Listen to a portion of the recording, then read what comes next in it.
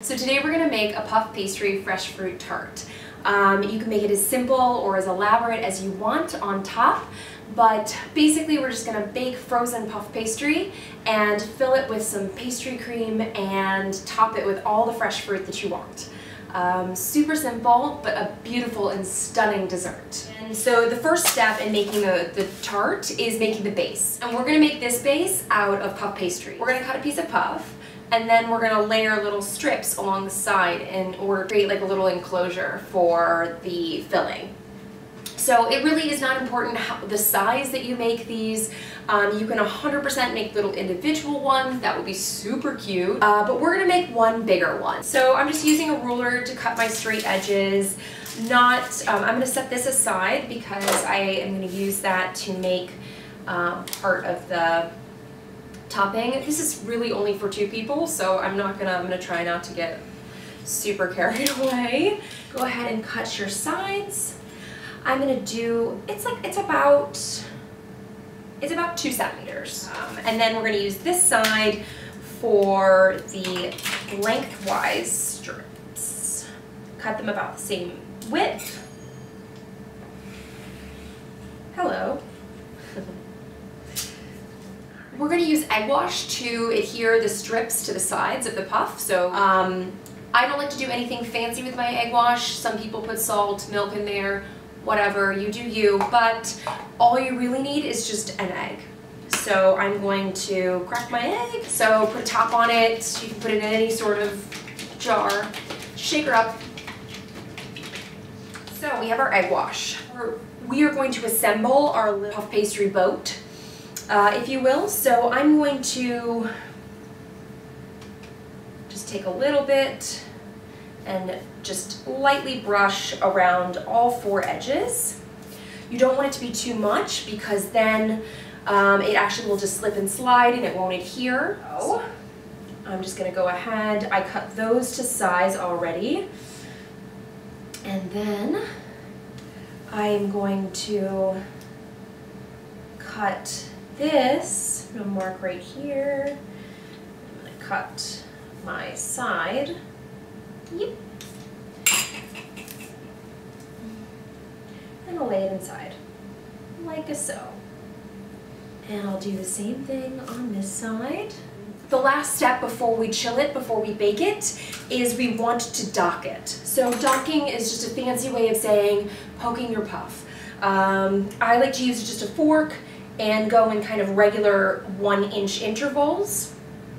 It is important that you dock your puff pastry because you want it to rise evenly, and the point of the docking and poking holes is almost like cutting your bread. So you're telling the puff where to let the steam escape. Otherwise it'll come out wherever it wants to, willy-nilly, and you won't get that beautiful even rise. So our puff is totally chilled. It's definitely very cold. I'm going to go ahead and quickly prepare the pan. So you don't want to use a warm pan or anything. I just used the one that was already in the refrigerator. So just a little pan spray, and place your parchment down. You want to make sure that it does stick.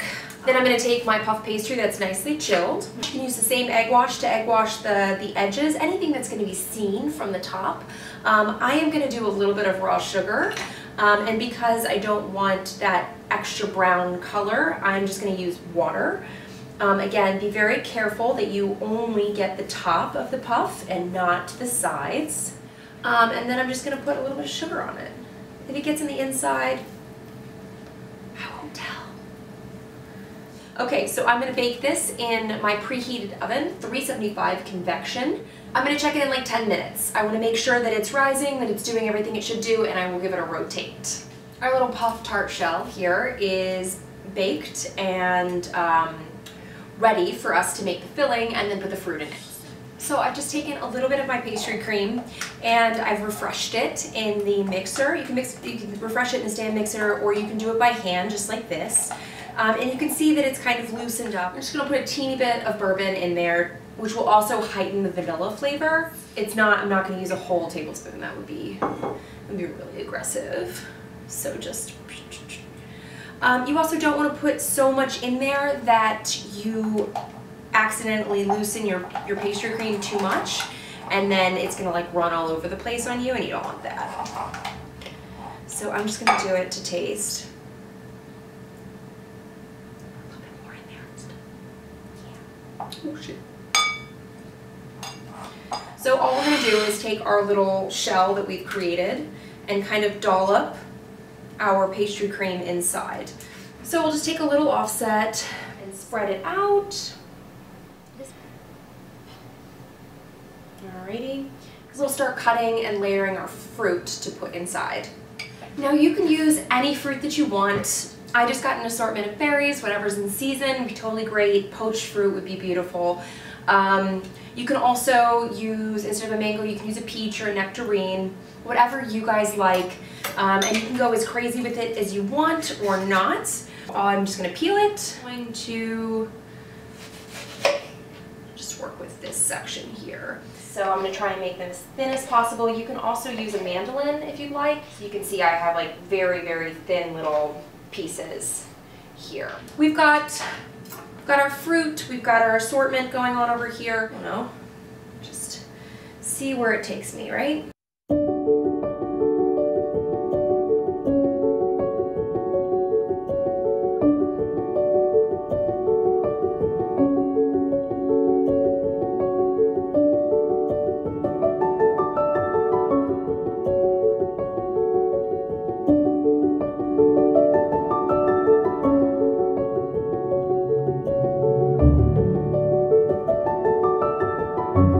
And that is your tart. You can decorate it however you like. You can brush it with a little bit of apricot jam if you want, just for that shine. I don't really want that flavor in my tart, so I'm not going to do that. But you do whatever you want.